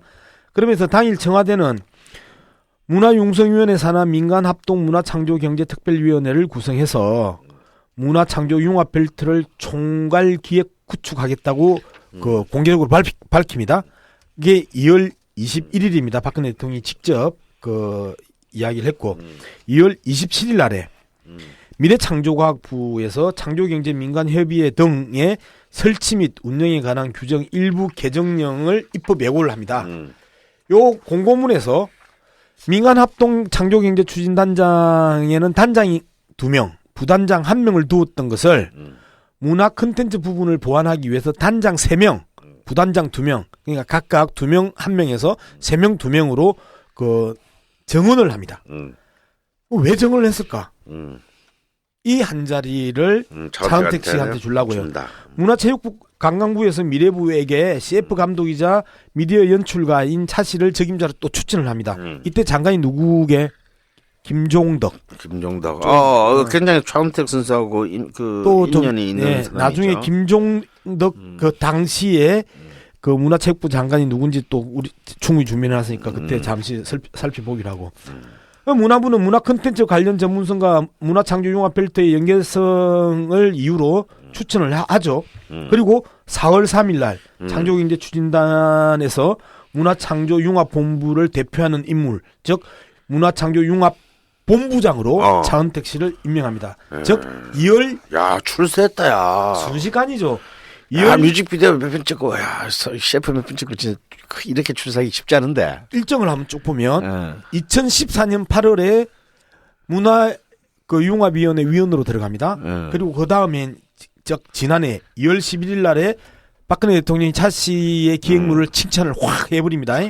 새로운 패러다임이라고 창조경제와 국민소통의 새로운 패러다임이라고. 그리고 2월 27일 날에 미래창조부가 바로 차 씨에게 자리를 주려고 대통령령을 바꿉니다. 그리고 4월 3일에 바꾼 그 대통령령을 통해서 문화창조융합본부장을 맡깁니다. 이런 것만 이렇게 알려진 사례만 보더라도 대통령을 먼 발치해서 몇 번 본 게 전부란 주장 자체가 지입으로 한말로도 거짓말이네 뭐. 근데 이런 거짓말을 왜 해요? 그러니까 기억력이 문제가 있는 거죠. 기억력이 아주 나쁘신 분이구나. 누가 예술적인 능력은 뛰어나신데. 우리가 이걸 갖다가 정황정거라고 그러잖아요. 2월 11일, 그 다음에 2월 며칠, 그 다음에 2월 27일, 4월 뭐 3일 이렇게 1년의 과정에 있어서 자기가 그 문화창조융합본부장을 맡는 과정에 있어서는 박근혜 대통령이 끔찍하기도 아끼는 사람으로 정황정거라고 하는데 사진이나 같이 뮤지컬 무대에 올라가서 인사하거나 그다음에 자기가 대통령 앞에서 직접 브리핑한 그 과정들 이거는 정황정거가 아니고 현장정거잖아요. 그럼에도 불구하고 먼 발치에서 몇 번 뵌 적이 있을 뿐이다 라고 하면서 본인 스스로가 박근혜 대통령과의 관계에 의혹을 더 부풀려 놨다. 이렇게 정리할 수 있는 거죠. 그러면 이제 그 방금 이미 나왔지만 김종덕 그 전 문화체육부 장관하고도 각별한 사이고, 네. 또 그 후임자인 조윤선 장관하고도 뭐 조윤선 장관하고는 제가 그건 뭐 잘 모르겠는데 아직 나온 건 없는데 조윤선 장관 전임이 이제 김종덕 문화체육부 장관이었잖아요. 차은택 감독이 조감독으로 본격적인 광고와 뮤직비디오 경력을 시작한 영상 제작 회사 이름이 영상인 아시죠? 그렇죠. 우리도 뭐 대부분 이 동네에서 그 좀 그 얼쩡거리는 사람들 영상인은 다 들어봤잖아요. 이 영상인의 대표가 누구냐? 맞아요. 김종덕이죠. 김종덕 홍익대 교수였습니다. 이 양반은 차은택 인물 검색을 하면 홍익대학교 영상대학원 영상디자인학과 졸업으로 나온다고 했잖아요. 대학원 그러면 아까 이야기했던 것처럼 학사 석사를 이 양반한테 배웠을 가능성이 높죠. 그리고 본인 스스로가 스승이라고 이야기를 했단 말이에요. 그렇기 때문에 차은택이 아름다운 그 스승 제자관이네. 서로 밀어주고 끌고. 끌어주고 학부 석사 과정 그다음에 회사까지가 차은택이 그 모셨던 사장이 김종덕 교수라는 거예요. 흥미로운 사실은 차은택이 2014년 8월 정부에서 공식적인 직함을 아까 얻는다고 그랬었잖아요. 문화융성위원회. 그렇지. 대통령 직속이 중요합니다. 이때부터 인생이 완전 융성해져요. 대통령 직속 문화융성위원회 위원으로 위촉이 됩니다. 그런데 공교롭게도 똑같은 시기인 2014년 8월 김종덕 홍익대 시각디자인과 교수가 문화체육부 장관에 내정 임명이 됩니다. 기억나실 거예요. KBS 기자했고 SBS 앵커 출신으로 새누리당 후보로 총선 출마한 경력이 있는 정성근 전 문화체육부 장관 후보자가 국회 청문회 과정에서 아파트 불법 매매 및 탈세 그리고 허위 학력 논란 등으로 내정받고 인사청문회 하다가 사퇴를 해버린다. 그리고 17일 만에 새로운 후보자로 지명이 되는데 이때가 8월 3일인데 이때 김종덕 씨가 교수가 임명이 된단 말이에요. 그러면 8월에 차은택이 문화융성위원회 위원으로 들어가고 똑같은 시기에 학교 선생이고 스승이자 자기가 다니는 회사의 대표이사로 모셨던 사람이 문화체육관광부 장관이 된다. 뭔가 차은택이 끌어주는지 김종덕이 끌어주는지는 모를 일이지. 하지만 조홍천 의원의 주장대로 보면 최순실과 차은택의 관계가 각별한 사이면 차은택이 끌어줬겠네. 차은택이 김종덕을 끌어줬을 가능성이 높은 거죠. 이런 걸 보온이라고 합니다. 불과 17일 만에. 그러니까 김성근 그 전 문체부 장관 후보자가 인사청문회에서 날아가고 불과 정성근. 정성근. 네. 17일 만에 김종덕이 등장한 배경이 차은택이 최순실이 박근혜에게 추천한 가정 아니냐. 이는 유추를 해본다고 그럴 수도 있고. 또 근데 또 더 웃기는 거 여기 하나 더 붙이면 바로 그 같은 해 2014년 12월에 아까 제가 잠깐 얘기했던 차은택의 외삼촌인 김상률 숙명여대 교수가 교문 수석이 됩니다. 청와대 입성을 해요. 그렇죠. 그래서 그때도 사실 언론의 인사평에도 행정하고는 전혀 무관한 인문학자가 교문 수석에 임명된 게 상당히 이례적이다. 이런 이제 그 기사가 나왔다고 하는데 둘 다 이례적이에요. 김종덕 교수 같은 경우도 시각 디자인과 교수가 문화부 장관하고 참 거리가 그리고 쉽게 저 사람 이런 사람이 아니었단 말이에요. 말 그대로 광고판에서 뮤직비디오판에서 본격적인 드라마나 영화 영역인 주류 영상 미디어도 아닌 말 그대로 사이드 영상 미디어인 뮤직비디오와 광고판에 유명한 교수와 PD가 발탁되는 과정들도 상당히 이례적이지만 차은택의 외삼촌 김상률 숙명여대 교수는요 전형적인 인문학자예요. 행정하고 전혀 상관이 없어요. 그리고 이 양반 경력을 쭉 보면 국제 교류 관련해서 그 역할을 많이 했고 숙명여대에서 뭐 대협력처장이나 그 교무처장 정도를 한 학교 보직과 미르재단 만들려고 했네. 학교 국제교류. 국제교류 요 정도밖에 없는데 갑자기 이 양반이 교육문화수석으로 발탁이 됩니다. 이때가 8월달에 차은택, 김종덕이 문화융성위원과 장관이 그다음에 되고. 장관이 되고 그리고 4개월 뒤에 외삼촌이 교문수석이 된다. 그 기자들도 의아하고 이례적이다. 바로 이 차은택, 김종덕, 김상률 요 관계에 대해서 조선일보가 뭐 굉장히 재밌는 칼럼을 썼는데 그거 좀 소개해 주죠. 지난 9월 최보식 칼럼인가? 예, 최보식 칼럼인데요. 지난 9월 30일 조선일보가 이런 제목으로 칼럼을 씁니다. 미러 재단과 문학의 황태자를 둘러싼 미스터리라고 하면서 이 세 사람이 등장하는데 얘기도 진짜 재밌어요. 차은택 이제 황태자까지 됐네. 예, 이제 조선일보에 의해서 황태자로 이제 그 대관식을 이제 앞둔 강원 선생님도 문학계잖아요. 문학계 뭡니까? 저는 문학계예요. 문학계. 문학계. 예, 저는 이런 분들하고 문학계 계급이 황태자. 다릅니다. 예. 이분은 문학계. 예. 이야기 좀 하자. 네. 갑자기 문학계는 또 뭐야? 어느 나라 그 문학계야 그거는. 은하계야, 은하계. 나는 하루계야. 근데 2016년 올봄이죠. 차은택이 갑자기 문화창조융합본부장에서 잘립니다. 공석이 된 그의 자리에 게임물 관리위원장 A씨를 앉힙니다. 부산에 사무실 있는 게임물 관리위원장 겸임을 시킨 거죠. 겸임을 시키면서 서울과 부산을 홍길통째로 왔다 갔다 한다는 거 아니에요? 임명 4월 뒤인 A씨는 자신을 발탁해준 김종덕 당시 문화부 장관의 저녁 호출을 받습니다. 호텔 음식점 방에는 장관 외에, 그건 김종덕 장관이죠. 김종덕 장관 외에 차은택, 그 다음에 김상률 청와대 교문수석이 앉아 있습니다. 이들끼리 수기가 끝날 때까지 A씨는 바깥에서 1시간 이상을 기다립니다. 그런 뒤 이런 지침을 받았다고 하네요. 문화창조융합일은 차은택이 시키는 대로 하면 된다.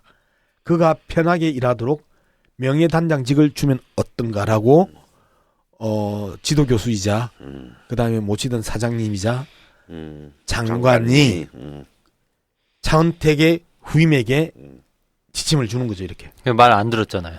근데 말 안 듣는 거 좀 이따 얘기하고 왜 잘렸죠? 그때 이제 이런저런 이야기들이 있는데 그때 특별감찰을 받았다. 그 다음에 차은택에 대해서 제보가 들어왔다 하면서 우리는 몰랐지만 저 동네에서는 권력 내부에서는 흉흉했던 모양입니다.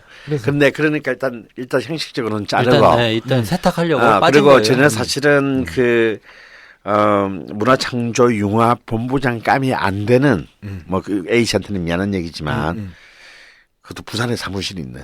그러니까 뭔가 게임물관리위원회 위원장 그걸 갖다가 올라와서 그러니까 바지 사장으로 앉히고 그냥 어느 집은 차한테 시킨 대로 해라. 이런 거죠. 그러려고 했던 거죠. 그러려고 했던 거지. 근데 이분이 또 이 A씨가 익사리를 내지. 개기는 거죠. 그 양반이 차은택에게 명예단장도 주지 않고 오히려 차은택이 이미 집행한 사업을 변경하거나 재조정하려고 했다네. 조선일보 기사를 한번 볼까요? 오히려 차은택이 그때까지 추진해온 사업에 제동을 걸었다. 반감 때문일 수도 있고 자신의 전공인 개인물과 관련된 문화창조융합 사업을 내심하고 싶을 수도 있었다.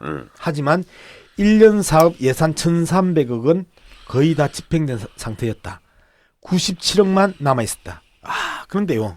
이때가 대단하다. 올 4월이었어요. 1,300억의 예산을 불과 3개월 만에 1월부터 3월까지 3개월 만에 무려 1,100억 원을 다 집행을 하고 달랑 97억만 남겼다는 거잖아. 일 열심히 했네. 너무 열심히 했어. 열심히. 근데 관료 조직에서 있을 수 없는 사건이에요. 관료 조직은 1,300억 원을 초기, 중기, 말기로 나눠서 균형 있게 예산을 집행을 하거든요. 그리고 사업을 한꺼번에 때려 박을 수 없잖아요. 근데 1,100억을 써버렸으니까 이 사람 입장에서는. 근데 뭔데? 문화창조 융성 뭐 시기가 뭔데? 예산이 1년 예산 1,300억이야? 뭐 있겠죠. 그 융합 벨트도 만들고 이것저것 이제 많이 했는데 어쨌든 1,300억이래잖아. 그냥 믿어. 이런 거를 국정감사에 틀어봐야 되는 거 아닌가? 이 최보식이 불러야 이제 부를 수 있어야. 부를 수 있어야. 형이랑 똑같은 이야기를 해요. 내가 여기는 안 적어놨는데 최보식 칼럼이잖아요. 이 칼럼을 쓴 기자가 미러재단과 K스포츠 재단에 들어간 775억인가 4억이 문제가 되는 게 아니라 이런 1,300억이라는 국민 세금으로 때려박은 이 돈이 어떻게 쓰여졌고 어떤 성과를 냈고 그리고 이후에 어떤 그 감사를 받을 것인지 여기가 더 가슴이 답답하다라는 이야기를 해요. 형님하고 비슷한. 그러니까 문화창조융합본부가 있는데 거기서 이제 여러 가지 사업을 하긴 했어요. 나중에 문제가 되는 벤처 저기 한국관광공사 있죠. 그거를 바꿔가지고 그 리모델링 해가지고 문화창조 벤처단지 이런 거 만들거든요. 그리고 그게 이제 문화창조융합 센터를 처음에 만들고 이 문화창조융합센터라고 하는 거는 그 창작자들 아이디어들 이거를 막 섞는 거야. 그래서 융합 복합 뭐 이런 말이 나오는 거예요. 그래서 비보이 공연하고 로봇 공연하고 섞고 뭐 이런 거예요. 그래서 그런 아이디어를 콘텐츠로 구체화하도록 지원해 주는 게 문화창조융합센터고 그러면 작가들끼리 생태계를 만들어야 될 거 아니에요. 이게 문화창조융합 벨트고요. 그걸 사업하기 위해서 문화창조 벤처단지를 열고 그 다음에 또 무슨 K 컬처밸리, K 익스피리언스, K-팝 아레나 공연장 등등 하여튼 사업을 많이 하긴 해요. 근데 이제 이게 그렇다고 하더라도 아까 말씀하셨던 그런 의심이 있는 거죠. 근데 하여튼 간에 하여튼 개긴 건 사실이야. 그래서 장관한테 개겼어. 개겼어요. 그리고 바로 잘렸죠. 잘려. 그러니까 장관하고 교문수석 현직 장관하고 교문수석이 회의를 해가지고 자은택하고 명예직도 좀 주고 그리고 시킨 대로 했는데 개겨버린 거잖아요. 당근 잘리지. 조선일보 기사는 이렇게 말하고 있습니다. A씨는 이미 집행된 사업을 중단 변경하거나 재조정하려고 했다.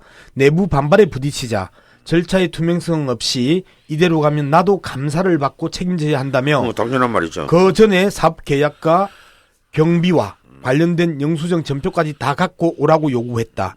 문화창조융합 업무는 손도 못 대고 영수증 싸움만 계속 벌였던 셈이다.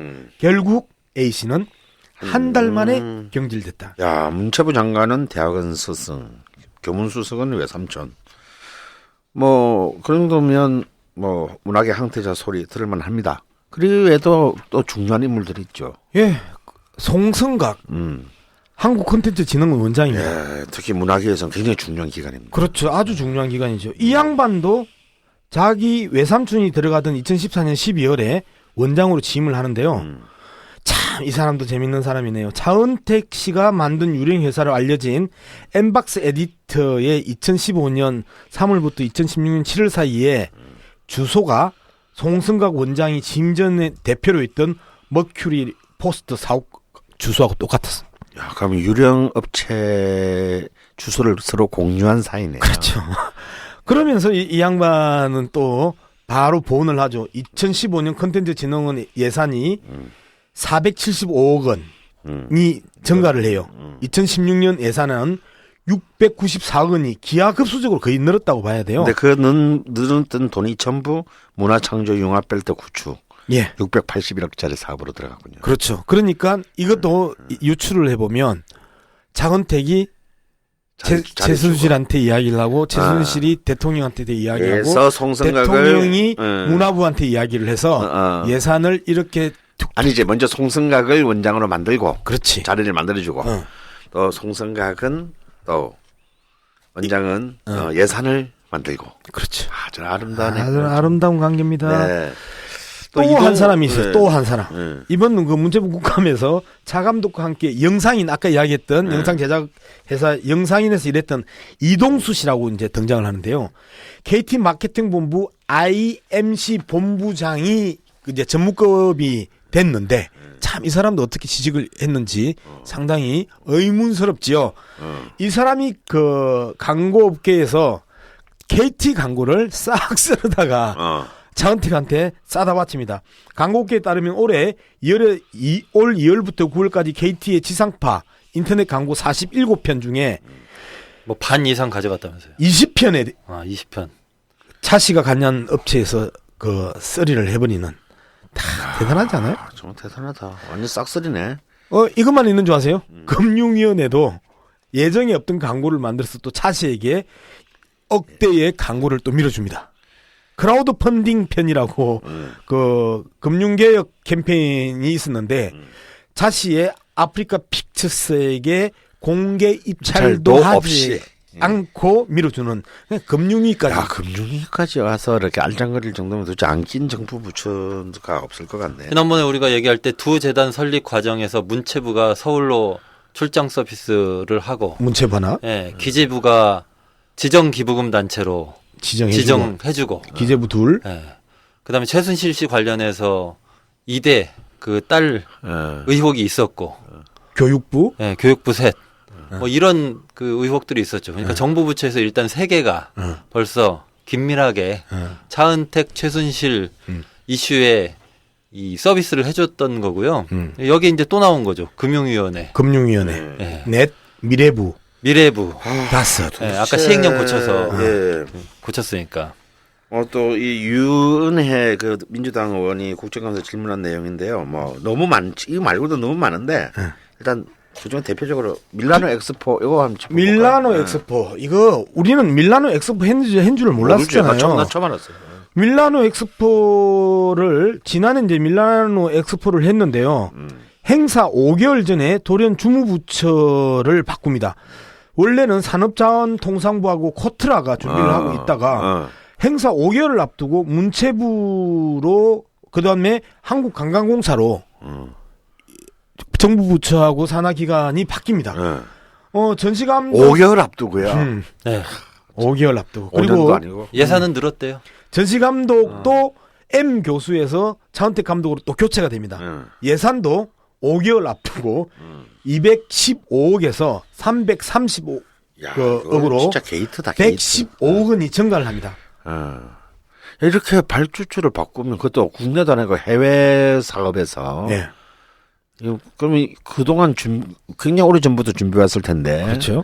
그런 기존에 준비해오던 부처나 업체 간의 계약관계 문제가 복잡해질 텐데요. 예, 지난 국감에서 위원회 더민주당 의원을 비롯해서 야당 의원들이 이런 질문을 해요. 한국관광공사가 부처 변경을 앞두고 율촌 등 법무법인에 의뢰해서 법률적 문제가 없는지를 논의를 했고 그 결과 배상 책임이나 형사처벌 등의 문제가 발생할 수 있다는 결과를 받았음에도 불구하고 밀어붙였다. 부처와 산하기관을 산자부와 코트라에서 문체부와 한국관광공사로 바꿔버린 거죠.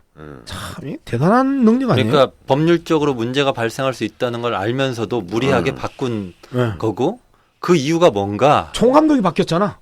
M 교수에서 차은택 감독으로 그러니까요. 총감독을 바꾸기 위해서 그거 말고는 합리적인 이유를 찾기가 힘들고 사실 급히 변경하느라고 그 개관일도 늦어졌다고 하더라고요. 그런. 아이고. 근데 또 이제 스포츠도 문제도 있죠. 늘품체조. 이것도 처음 들어봐. 처음 들어보죠. 이거도 진짜 골 때리는데요. 야, 이게 지금 제일 좀 앞으로 큰 문제가 또 번질 것 같은 예감이 듭니다. 야, 이게 진짜 심각한데 지난해 국감 당시에 김종 문체부 2차관 사실상 지금 김종이 누구냐? 체육회 대통령이라고 그렇죠. 부르는 김종 2차관을 중심으로 해서 그 특혜 의혹이 벌어졌는데요. 이 사람들은 헬스 트레이너나 이 헬스 마사지사들을 되게 좋아하나 봐. 미스 코리아 출신 정아름 씨가 이제 헬스 트레이너예요.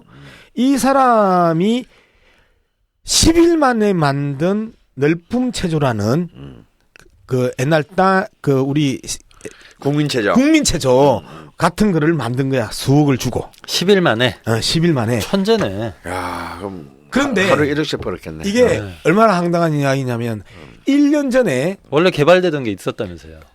그 이 체육공단 산하에 한국 스포츠 개발원이라는 데서 코리아 체조라고 해가지고 1년 동안 쇠가 빠지게 준비를 해가지고 12월 달에 발표를 하려고 준비하고 있었다는 거 아니에요? 이걸 갖다가 차 감독한테 이 미스 코리아 출신 정아름 씨가 체조를 개발할 테니까 안무가를 좀 소개해달라라고 하면서 이게 이제 대역전극이 벌어집니다. 차은택 감독은 아이돌 그룹 티아라의 안무를 담당했던 두 사람을 정세에게 소개를 하고 이 사람들이 널품 체조를 개발을 합니다. 그리고 박근혜 대통령이 시연 행사장에서 같이 널품 체조를 비디오를 보면서 따라해요. 그거 보셨어요? 저는 봤거든요. 나는 안 봤어요. 봤는데 네. 박근혜 대통령 되게 잘해요. 그날 와서 본 게 아니야. 연습했어요. 연습했어. 자, 그래서 여기에서 SBS 기자가 계속해서 이걸 추적을 했는데 이런 표현을 씁니다. 문체부가 정아름 씨 한 명으로부터 제의를 받은 지 겨우 10일 만에 널품 체조가 사실상 국민 체조가 됐고 대통령이 직접 따라하는 체조가 됐는지도 불가사의합니다. 초고속도 이런 초고속은 유래를 찾기 어렵습니다. 이 때문에 문화체육관광부가 문학의 항태자로 불리는 차은택 씨의 힘이 두려워 코리아 체조를 헌신짝처럼 버리고 널품 체조를 선택한 것 아니냐는 의혹이 제기되고 있다. 근데 여기도 정말 황당무계한 이야기가 또 있어요. 국정감사에서 더불어민주당 안민석 의원이 이 체육계 사무총장한테 이렇게 물어봅니다. 차은택 씨가 널품 체조를 김종 문화부 제2차관에게 소개한 것 아니냐라고 질의를 했더니 조용호 대한체육계 사무총장이 틀린 이야기는 아니다라고 시인을 합니다. 그리고 몇 시간 뒤에 번복을 합니다. 조용호 사무총장과 김종 차관은 한양대 선후배 사이고 한양대 체육대학에서 나란히 교수로 제작한 사람들입니다. 자, 마지막인데요. 참, 이 정말 나쁜 사람들인데 코리아 체조와 전혀 다른 형식으로 만들어 달라고 문화부가 요청을 합니다. 그 다음에 널품 체조를 불과 열흘 만에 개발해서 가져옵니다. 교정을 어디서 보느냐 하면 코리아 체조를 만들었던 한국 스포츠 개발원에서 에다가 교정을 봅니다. 그게 뭐지? 진짜 잔인하다. 자, 제가 이야기하지 않고 SBS 기자가 쓴 기사를 한번 읽어드릴게요. 가장 몹쓸 짓은 문체부가 널품 체조의 수정과 보완을 코리아 체조를 만든 한국 스포츠 개발원 담당자에게 지시한 점입니다. 1년간 고생해서 만든 코리아 체조가 사실상 무용지물이 된 것도 억울한 상황에서 문체부가 급조된 널품 체조의 문제점 수정까지 요구한 것은 병주고 약주고를 넘어 코리아 체조 담당자들의 가슴에 대못을 박은 권력의 행포 그 이상 그 이하도 아니다라고. 이분들 널품 체조하면서 마음을 풀어야 되겠네. 그러니까 슬퍼. 국민이나 그냥 단순히 뭐 좀 총회를 해서 뭐 문화계 전문가를 뭐 옆에 둔 게 아니네요. 거의 게이트급이네요. 이 정도면. 그러니까 급이죠. 자체가 권력이죠. 자체가 뽑히지 않은 권력. 그리고 이런 일련의 과정을 통해서 차은택 씨는 아마도 몇백억의 수익을 올렸을 거고요. 그다음에 그 주변에 있는 사람들도 역시 온갖 자리를 차지하고 그다음에 여러 사업들을 할 수 있게 되고 그러니까 이렇게 하면서 막대한 이익을 얻게 차은택에 됐고요. 대한 최순실. 최순실에 대한 그 인맥만 간단하게 정리를 마무리를 하는 측면에서 보면 차은택이 최순실에게 문화부 장관, 그다음에 교문수석, KT 전무, 그다음에 국민체조까지 싹 다 토리를 치는 이 의혹을 받고 있는 거잖아요. 이런 사람을 국감 정인 채택에 세워야 되나 안 세워야 되나요? 그걸 우리끼리 하는데 이렇게 쑥스럽게 물으면 어떡해. 그거를 안 세우려고 온몸으로 육탄 방어를 하는 데가 새누리당이라는 거죠. 예, 저는 사실 오늘 이렇게 양박이 쫙 정리해 준까지 뭐 저는 뭐 이런저런 기사를 통해서 그동안 뭐 차은택 감독이 뭐 그런 무슨 단장위원 하는 정도는 저도 보고 있었어요. 근데 뭐 사실 그 이전까지 모든 정권들이 뭐 이런 문화계 인사들을 그런 식으로 발탁해서 뭐 이렇게 그런 사업들을 하게 했습니다. 근데 그런 뭐 정도의 저는 수준으로 그런 정도의 부졌던 수준일 거였군요. 것이다라고 네. 생각하는데 이건 그런 정도의 상식을 넘었으네요.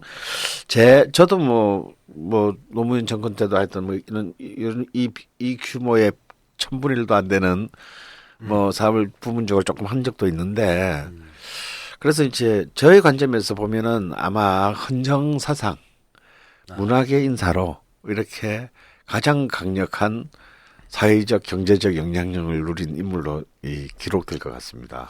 근데 한 가지만 정리를 하면 아까 그 강대가 이야기했었잖아요. 2012년 12월에 대선 직전까지는 박근혜 대통령하고 전혀 관계가 없었던 네. 것으로 추정되는 차은택 감독이 최순실과 만나 박근혜 대통령의 사실상 문화계 황태자로 군림할 수 있었던 이 과정은 박근혜 대통령의 인사 스타일이 끊임없이 비선에 의존을 하고 있고 특정한 사람에게 엄청난 권력을 얹어주면서 뽑히지 않는 무리한 권력. 절차를 그렇죠. 강행하면서까지 뽑히지 않는 권력에 의해서 그 정부 시스템이 계속해서 위인설관이나 인사 문제 전반 그리고 몇 천억의 예산까지 그 컨트롤되는 이러한 현상까지 만들어냈다. 이거는 초대형 스캔들인 거죠. 네. 그리고 뭐 사실은 그 이후에 조윤선 장관 들어오는 것도 보면 박근혜 대통령 입장에서는 자기 말 가장 잘 듣는 사람을 문체부 장관에 넣어서 그 전에도 뭐 그랬지만 어쨌든 이것을 또 커버 쳐주려고 하는 커버 쳐주려고 하는 뭐 그런 의도가 있었던 것 아니냐 이런 생각이 들어요. 그렇습니다. 저는 그래서 특검 해가지고 예. 최순실 차은택 휴대전화 통화 내역 확인해야 된다 봅니다. 그게 가장 확실한 그러면. 우리가 지금 현재 합법적인 폭력적인 방식이 아니고 합법적이고 평화적인 방식으로 이 문제에 그러면 접근할 우리가 수 있는, 궁금해하는 그 퍼즐이 다 맞춰지는 거죠. 최순실의 딸내미 국가대표 심사에서 떨어졌을 때 경질됐던 체육국장 있죠. 네. 안타깝게도 그분이 지난 여름에 문화부를 떠났습니다. 그러면 우리 방송에 초대하면 안 될까요? 대통령이 아주 나쁜 사람들이라고 했던 그 국장이 문화부를 떠났다라는 안타까운 소식도 함께 그 마사회 그 이후에 그 승막에 감사했었던. 예, 그러면은 우리 지난주에 이어서 강대의 오늘 그 마지막 발언 이거야말로 국정감사를 넘어서서 특검의 사안이다 라는 점을 마지막으로 짚고 1부 마치도록 하겠습니다. 자, 2부에서는요 최근 공공기관의 성과 연봉제 도입을 두고 곳곳에서 파업이 진행되고 있습니다. 정부에서는 특히 철도노조 파업을 두고 강경한 입장을 보이고 있는데요. 전국 철도노동조합의 김영훈 위원장님 모시고 이야기 나눠보겠습니다. 저희는 2부에서 뵙겠습니다.